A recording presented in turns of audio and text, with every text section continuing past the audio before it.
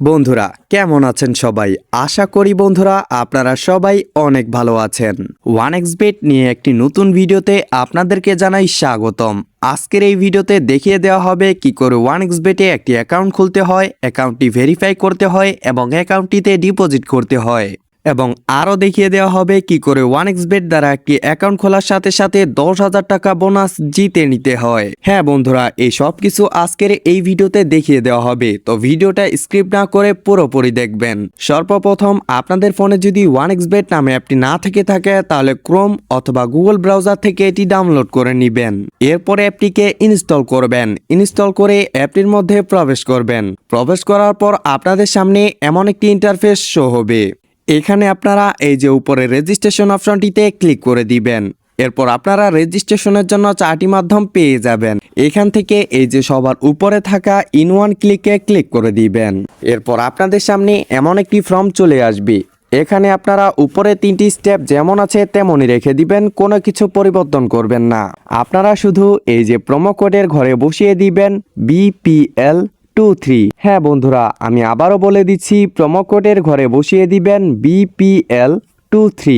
এই প্রোমো কোডটি বসালে আপনি 100% বোনাস পেয়ে যাবেন এবং প্রথম ডিপোজিটেই পেয়ে যাবেন 10,000 টাকা বোনাস। আরও থাকতেছে এই প্রোমো কোড উপলক্ষে আপনার জন্মদিন এবং সপ্তাহে 2 দিন, সোমবার ও শুক্রবারের বোনাস। প্রোমো কোডটি এখানে সঠিকভাবে বসাবেন। প্রোমো কোডটি বসানো হলে নিচে থাকা ফাঁকা ঘরটি পূরণ করে দিবেন। এরপর নিচে রেজিস্টারে ক্লিক করে দিবেন। এরপর আপনাদের সামনে রোবট ভেরিফাই চলে আসবে, এটি পূরণ করে নেবেন। এটি পূরণ করার জন্য এই যে উপরে ফাঁকা ঘরটিতে ক্লিক করে দিবেন। এরপর দেখবেন অনেকগুলো পিকচার চলে আসবে। উপরে লেখা অনুযায়ী পিকচারগুলো সিলেক্ট করে নেবেন। সিলেক্ট করা হয়ে গেলে নিচে ভেরিফাই লেখাটিতে ক্লিক করে দিবেন। এরপর আপনাদেরকে ইউজার আইডি এবং পাসওয়ার্ড দিয়ে দিবে। এটি খুব যত্ন সহকারে সংরক্ষণ করে রাখবেন। এটির একটি স্ক্রিনশট দিয়ে রাখবেন অথবা কোথাও লিখে রাখবেন। স্ক্রিনশট অথবা লেখা হয়ে গেলে নিচে নেক্সটে ক্লিক করে দিবেন। এরপর আপনার আইডিটি অটো লগইন হয়ে যাবে। তো অ্যাকাউন্ট খোলা তো শেষ, এবার অ্যাকাউন্টটিকে ভেরিফাই করতে হবে। ভেরিফাই এর জন্য এই যে নিচে মেনুতে ক্লিক করে দিবেন। এরপর উপরে আপনার পার্সোনাল প্রোফাইলে চলে যাবেন।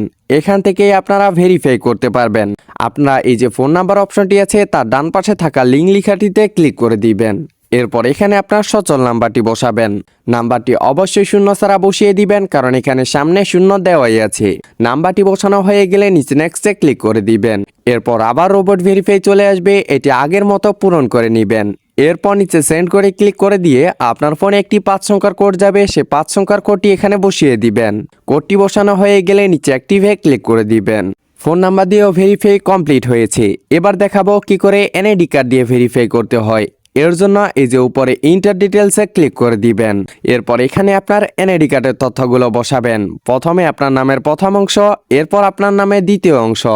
ডেট অফ বার্থে আপনার জন্মসালটি বসাবেন। প্লেস অফ বার্থে আপনি যে জায়গায় জন্মগ্রহণ করেছেন সে জায়গাটির নাম লিখবেন। এরপর রিজনে ঢাকা এবং সিটিতে আপনার জেলার নামটি লিখবেন। রিসেন্ট অ্যাড্রেসে যে শহরে আপনি বর্তমান বসবাস করেন সেই শহরটির নাম লিখবেন।